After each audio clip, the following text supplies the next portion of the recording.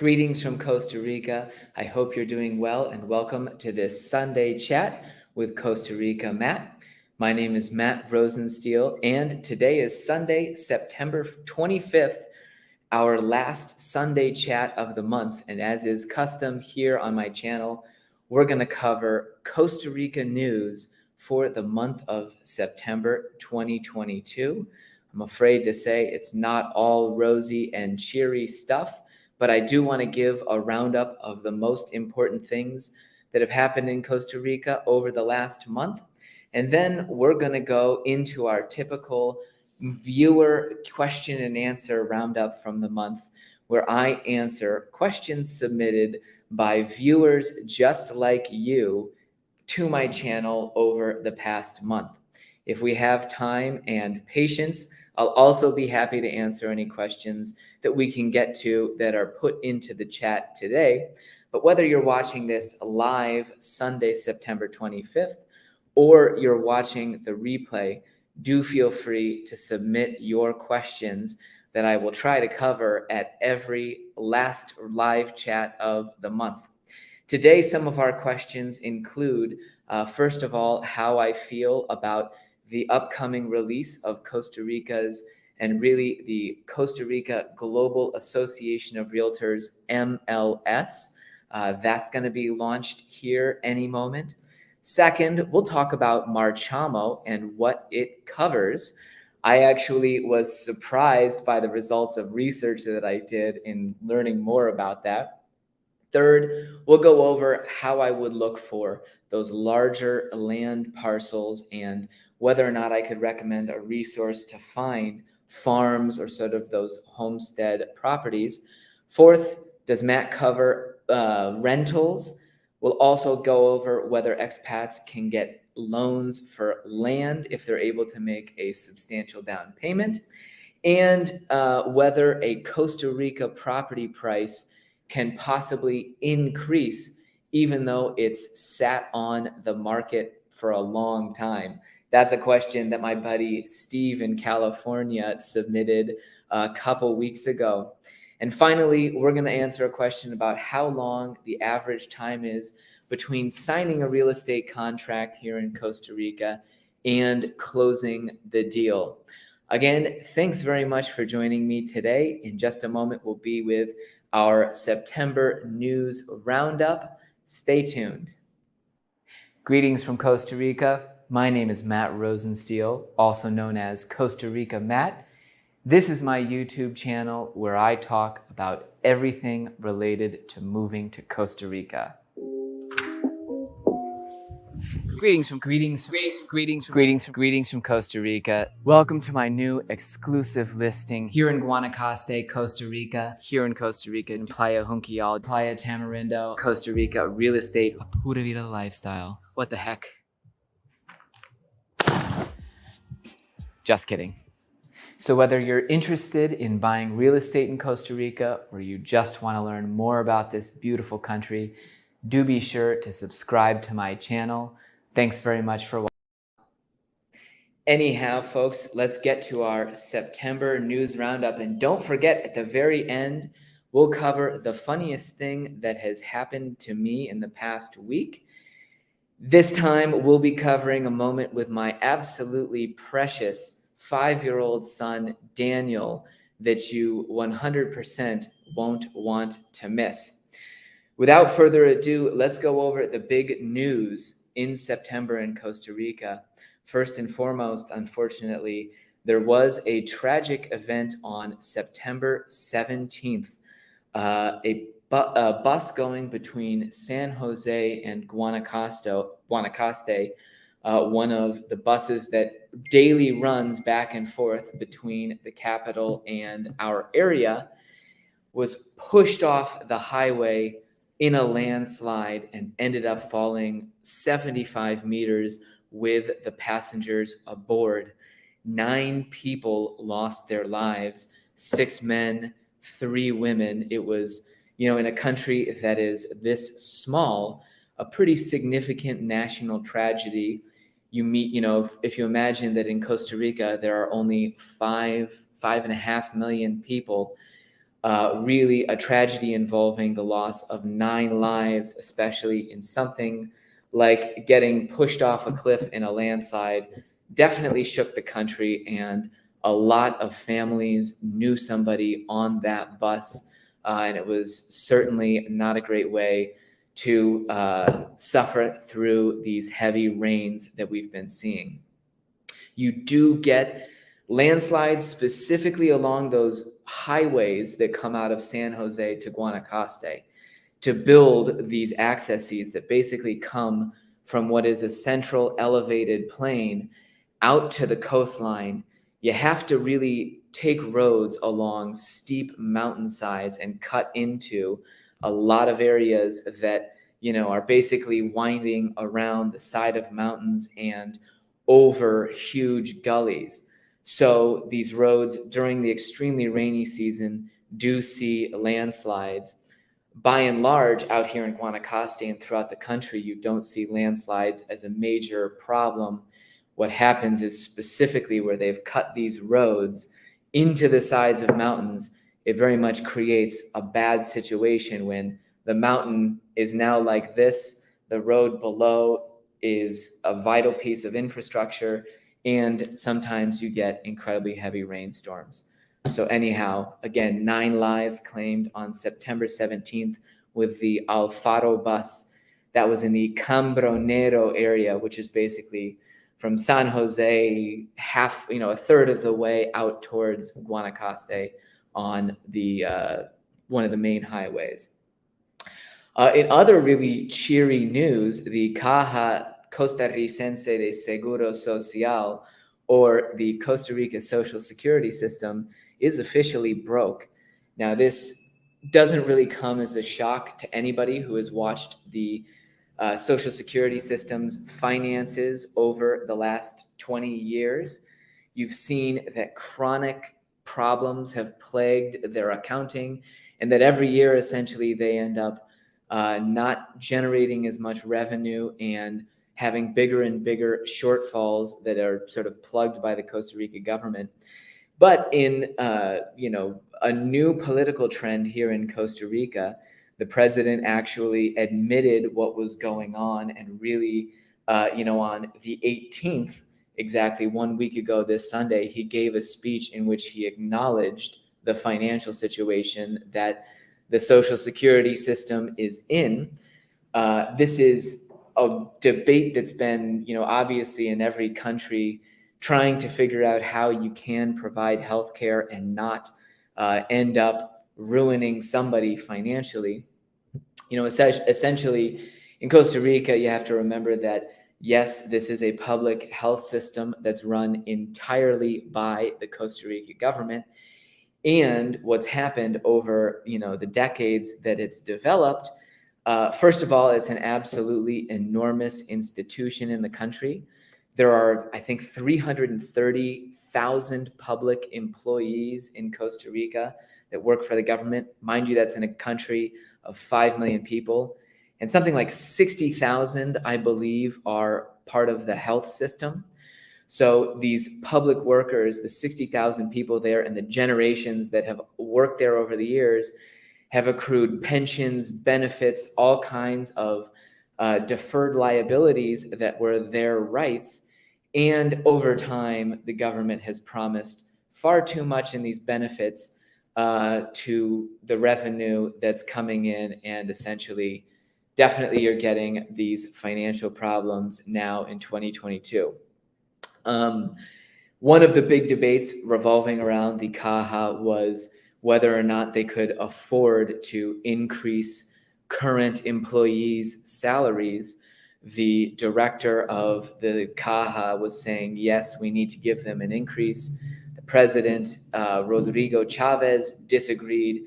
And as a result, Alvaro Ramos, the minister of the Caja, was relieved of his duties, and they're going to be replacing the leadership of the Costa Rica Social Security System. As somebody who lives in Costa Rica, I'm actually a net benefit to the Caja. I pay into it, but we end up rarely actually using public services. frankly, it's a situation that everybody has seen coming, or rather that, was sort of acknowledged by real financial, analysts that the Caja was in big trouble. It's simply, sort of the president really recognizing it and it actually coming to the forefront. He has frozen salary increases for Caja employees, and definitely seems like, his administration is at least going to try and tackle the issue head on. Now, obviously, this is the public health system here in Costa Rica. They're still providing services and, making cash flow work somehow. But obviously, the private healthcare system is still fully functioning and available, and probably the preferred option for most foreigners moving to Costa Rica. Shout out to Tony, and nice to see you joining me for the live chat. We might actually, if I can pull it up, I might bring Tony's property onto our live broadcast here. He's got an amazing home tucked in the woods that he's listed with me. Another piece of news from September related to Costa Rica's financial situation. The president has decided to sell a number of state assets, or rather 49% of some big state assets. Those will be the Banco de Costa Rica, the BICSA, which is another state bank. I think it's Banco Internacional Costarricense or something like that, as well as the INS. These are entities currently owned by the state that they are going to sell off, or rather these non-majority stakes, in order to pay down the public debt. As of 2021, public debt in Costa Rica was approaching 70% of GDP. That's actually a lower percentage than big superpowers in the world. But obviously in Costa Rica, they have fewer financial levers that they're able to pull. They can't create trillions out of thin air. They can't balance the books by depositing huge sums of money onto, banks' balance sheets to keep them afloat. So the government is taking steps to bring down the debt, which currently at 70% of total GDP is about $70 billion. Costa Rica's 2021 total GDP was $109 billion. So obviously we're talking about an economy and debt that are absolutely minuscule in comparison to the United States of America, but definitely a government that is taking action decisively to try and modify the financial situation. Obviously, with the auction of state assets, which you frequently see in countries that are trying to balance their books, you worry that those state-run entities, or that were previously run entirely by the state, are going to have more opportunities to gouge people on prices, that they won't be as equitable in the services they provide, etc. But we'll see how the chips fall as Costa Rica tries to address its financial situation and improve things. To quickly sum up, we'll also go over the one other positive news item in Costa Rica. Gas prices fell during the month of September. You saw a 100 colon decrease in the prices of regular and super. Unfortunately, for people driving diesels, the price decrease was not nearly as much. This was both a result of international petroleum prices falling and some other conditions in the colon improving against the dollar. You saw the colon eventually. We had $1 at as high as 690 colones. And now, if I were to Google it, we're down back at a more reasonable level of about 635, according to literally the minute-by-minute search. So you've seen gas prices improve in positive news. Aside from that, we're obviously in the heart of the rainy season here in September. Lots of good rainstorms falling. You're seeing creeks running here in Guanacaste. Everything is green and lush. The surf has been good at times, though you do get rivers running, and those rivers carry sediment out to the ocean. Oh, and one final earth-shattering September news item. After weeks of procrastination, I finally switched out my iPhone and am now using a fancy new iPhone something or other. I was on this cracked one for maybe, I don't know how long, but if you know me well, I put off incorporating new gadgets into my life like the plague, and I'm finally on my new phone, so enjoy the sharper resolution. Let's get to viewer questions, and again, don't hesitate to post them in the chat. We're going to run through quickly viewer questions that have been posted over the month of September, and then we'll see if we have time for any others. First, what are Matt's thoughts on the new Costa Rica MLS coming online in September? My thoughts are that I'm extremely grateful to the people, especially the CRGAR leadership that have put it together. Costa Rica Global Association of Realtors, or CRGAR, is one of two realtors associations here in the country that are trying to improve, professionalize, and really standardize the real estate market and take it to a level that is on par with the US or Canada or other major countries that have developed. And as part of this, CRGAR has now launched a new MLS in cooperation with a provider called Omni. That's one of the major providers of MLS systems in the US. One of the big advantages that this will bring, and perhaps one you might not think about, first and foremost, yes, it will be a dream come true to have all of the exclusive listings in one central database, and we'll be able to do searches faster. Danielle, my poor assistant, won't have to go to 20 different web pages to find what different brokerages are offering. That'll be an incredible opportunity. We'll also be able to bring about more pressure on people to be professionals and to ascribe to the NAR code of ethics, because essentially the MLS will be limited to members of CRGAR who are willing to abide by the NAR code of ethics, and people who, for example, don't want to sign up for CRGAR won't be able to present their listings in this system. And so you'll see finally a real incentive for people to join these real estate associations, which will mean that, for example, if they commit a serious ethical violation and another realtor files a complaint in our association, then they have on the line the risk of getting kicked out and no longer participating in the MLS. And that's going to bring a lot of good things to the real estate industry here in Costa Rica, beyond the ease of being able to find properties. I'm going to be on there as soon as possible. That'll mean incorporating another piece of software into my life, and I'm probably going to procrastinate as much as possible.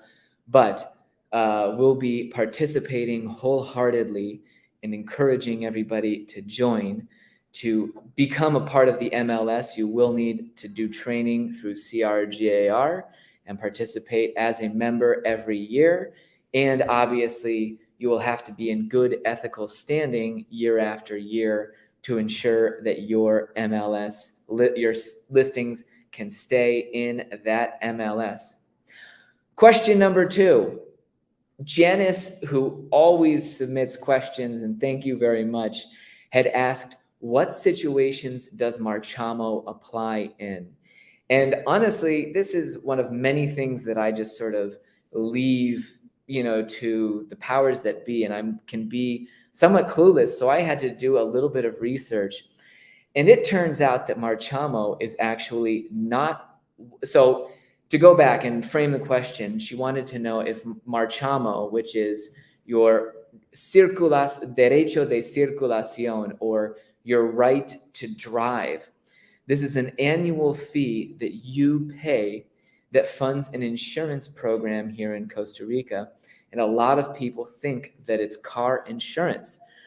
Unfortunately, it's not, though. Marchamo itself actually only funds really a health insurance policy for people that are involved in accidents.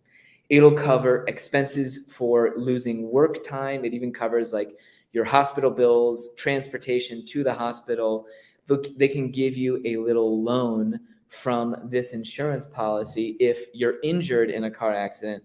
But Marchamo is just for the people in vehicles and not for the damage done to vehicles itself.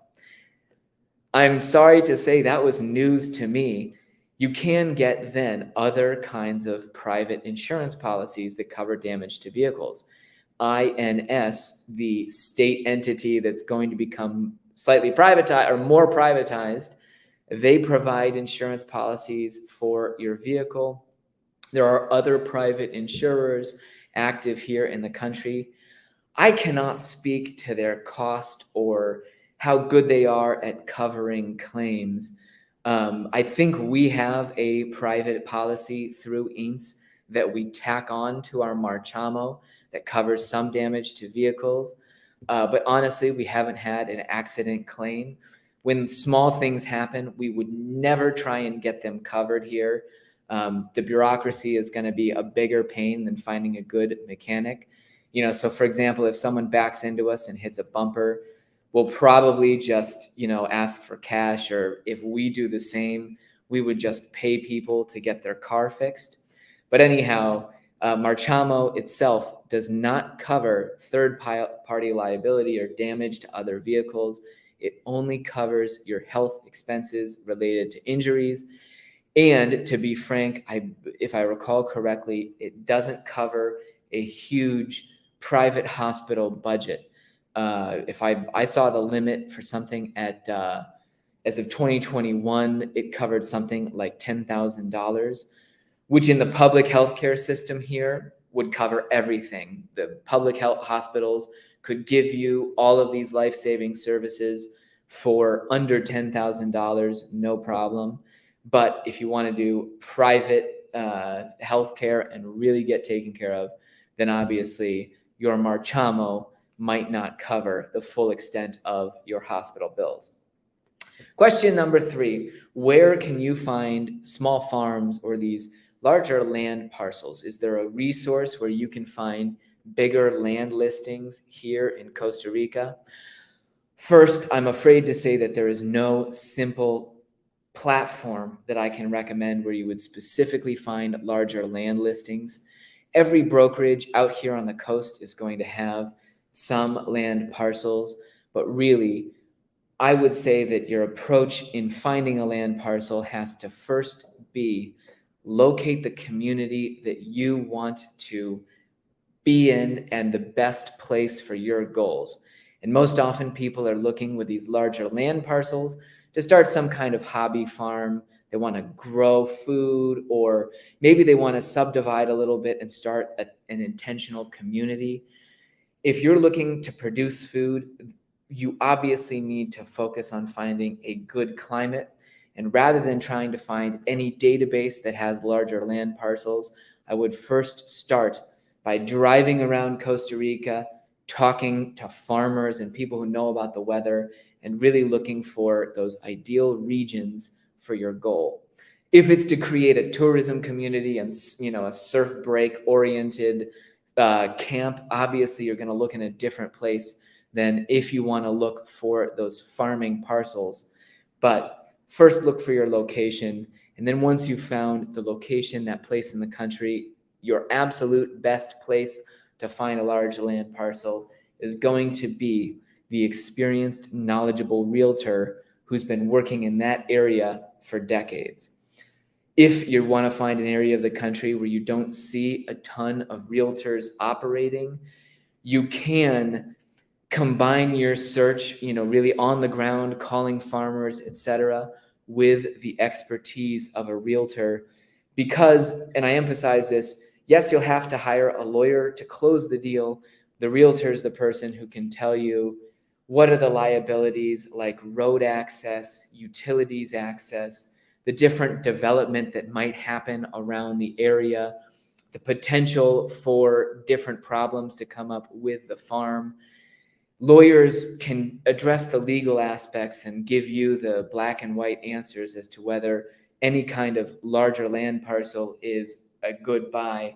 But the realtor can really be the one to help you decide now which farm is actually a good fit and analyze those pros and cons. And no matter what you're buying, a realtor's fee is worth their expertise.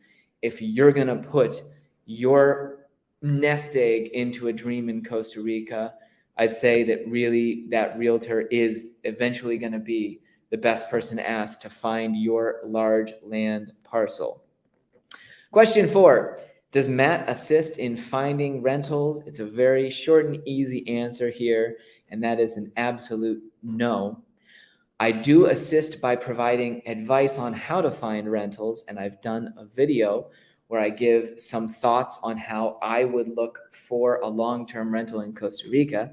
If you haven't seen that video, I'll try to remember and put in a little card with a link to it, but just search on my channel, Finding Long-Term Rentals. We are looking at the possibility of eventually entering into the rental market as of September 25th, 2022.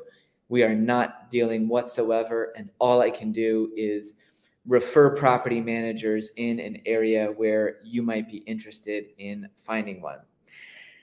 Question number 5, can an expat get a loan against land with a substantial down payment? Once again, this is a video I had addressed a long time ago. Is there financing for foreigners in Costa Rica? This is a situation that is slowly and bit by bit changing, but this is still largely a cash market for foreigners, whether you're looking at a condo, a home, or a large land piece. Now, to be honest, specifically for large land pieces, you might find more instances of seller financing because Costa Ricans, who are usually the sellers of large land parcels, might be interested in having residual income. Especially you see a lot of Costa Ricans who need to sell a larger farm. It's tough to do it because the market, crashed in 2010 and they didn't get, it sold in the last development boom.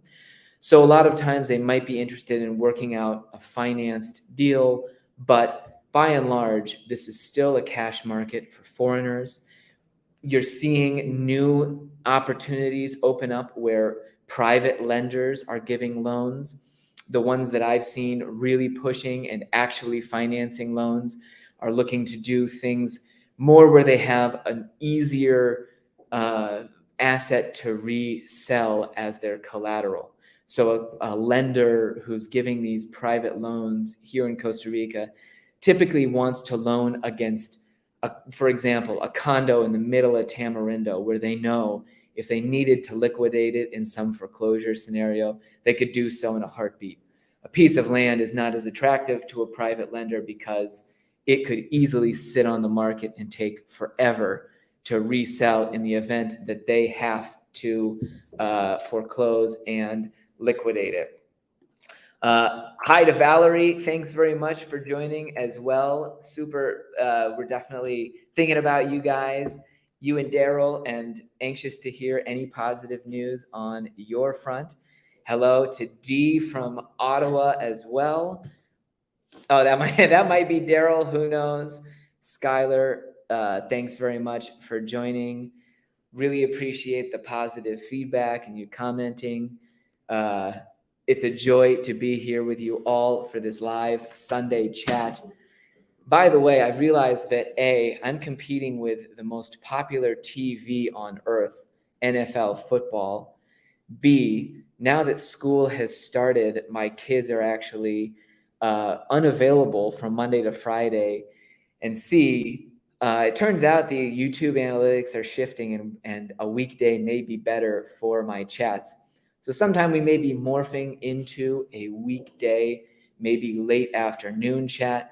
I'm going to put a poll in the community forum on my channel asking people which day might work best for that, so that we can get some analysis going. Okay, it's Derek and Show. See, people have these names on YouTube that aren't necessarily their full name. But anyhow, thanks very much for joining me as well. We were moving on to question number 6 from Steve. He had asked, there's a listing that I had at 249 for a very long time. It's a property in the absolute jungle in the mountains that has not sold in over a year, I believe, in its listing. And recently, the sellers increased it to an asking price of $300,000. And one would say, how the heck can that happen? And I have to say, it's not the first time I've seen this out of sellers. I had a property in Junquillal that was beautiful. It was 3 homes around a pool, listed for $549,000. It sat on the market for several years because this was a very quiet time in Junquillal. Those sellers stayed absolutely firm to their asking price. In this case, we've got people who are going up in a listing price. How can that be? Well, remember that number one, Costa Rica being a cash market for foreigners means that sellers are not motivated by a mortgage payment.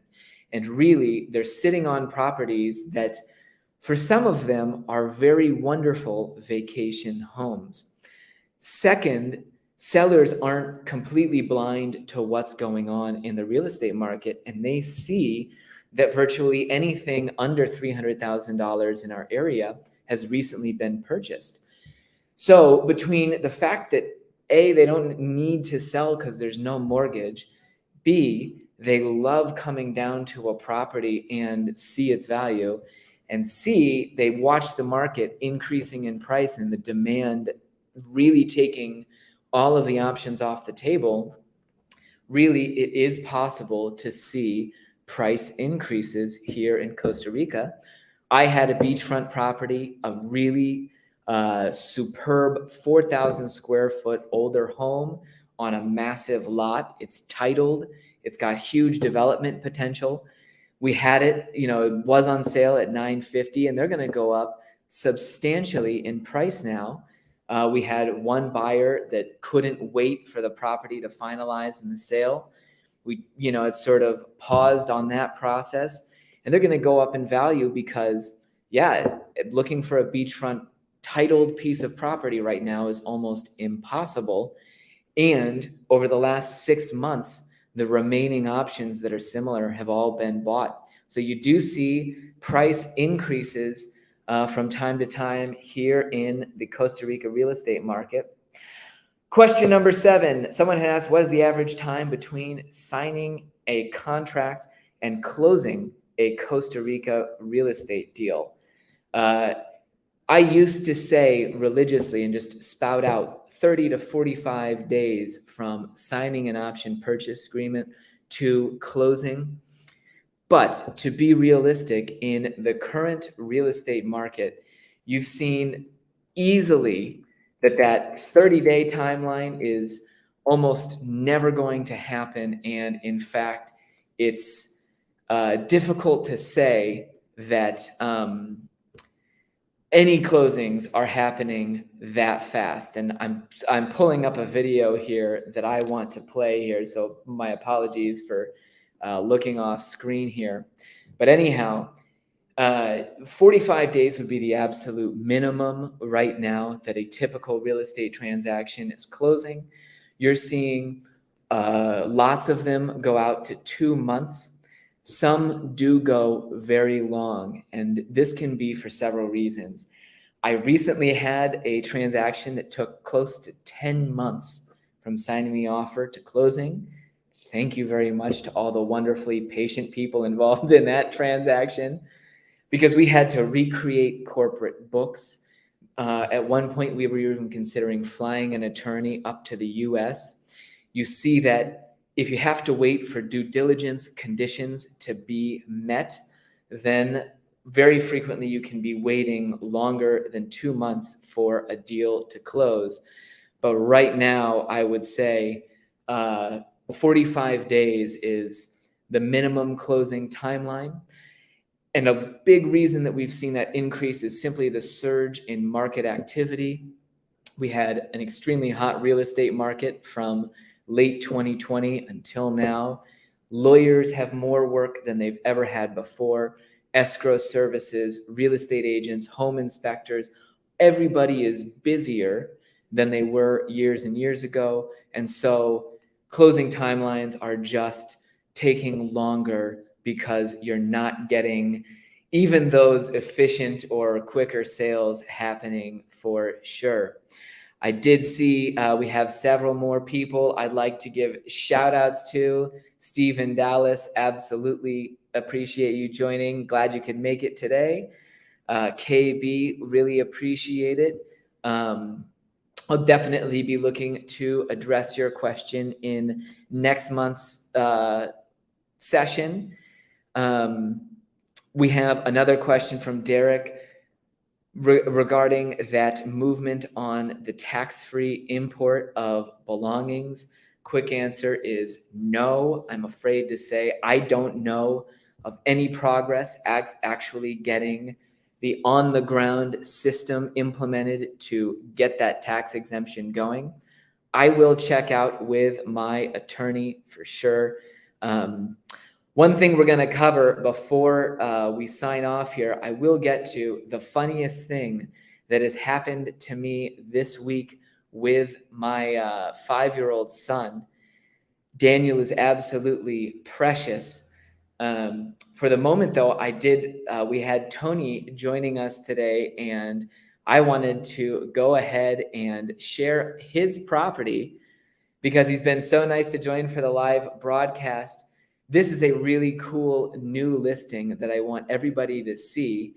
So we'll do this and then funniest moment of the week. Here we go with Tony's house here close to Tamarindo.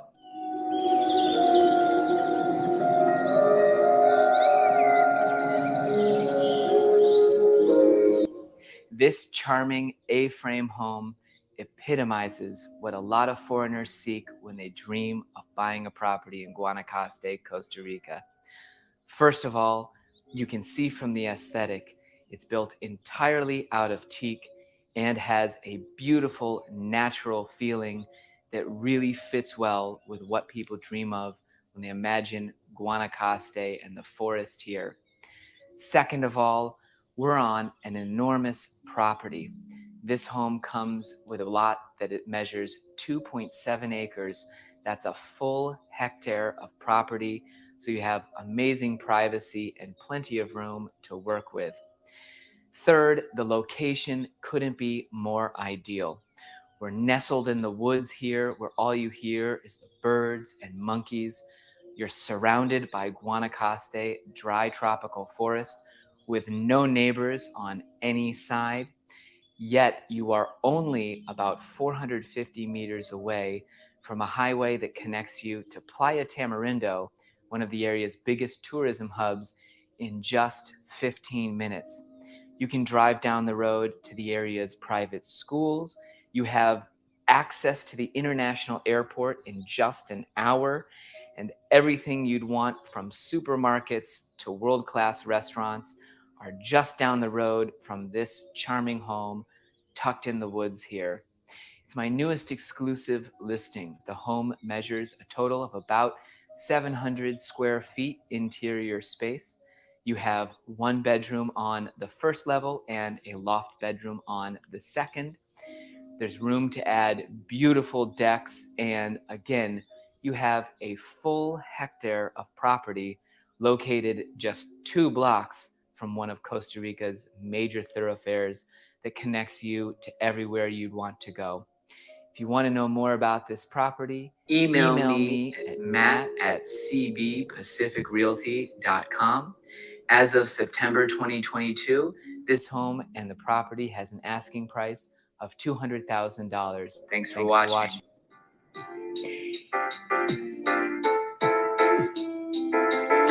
Yeah, I still have the video play. Sorry about that. Had to close the tab there. Last and definitely not least, I wanted to present the funniest moment from the past week with my son, Daniel, at 5 years old, starring. Daniel, his Spanish definitely didn't expand as much as Jonas's, because really when he was 2, 3, and 4 were the years of the beginning of COVID. And essentially starting in March of 2020, he grew up at home with Anne-Marie and me, and we definitely only speak Spanish in the home. So anyhow, Daniel is obsessed with Legos. He wants to write a letter to Amazon asking them to send Lego set, a specific Lego set to him. And he understands that since he's ordering it in Costa Rica, he has to write this letter in Spanish. So he's asking me in this little video I'm going to share with you.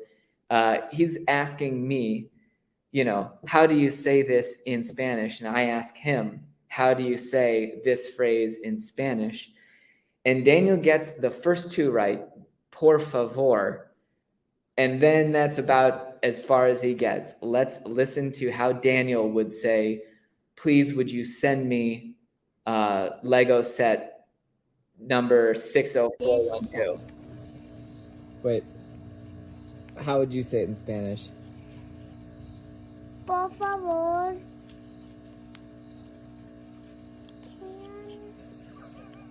Can we have it? Can we please have it? Yeah. Por favor, can we please have it? Unfortunately, we'll keep working with Daniel on his Spanish. Thank you all very much again for joining me. I absolutely enjoyed it. We'll be back next Sunday at 11 a.m. Costa Rica time. We won't be making any change just yet. So I will see you next Sunday, 11 a.m. Costa Rica time. If you haven't done so, be sure to subscribe to my channel. Thanks very much for watching and have a great Sunday.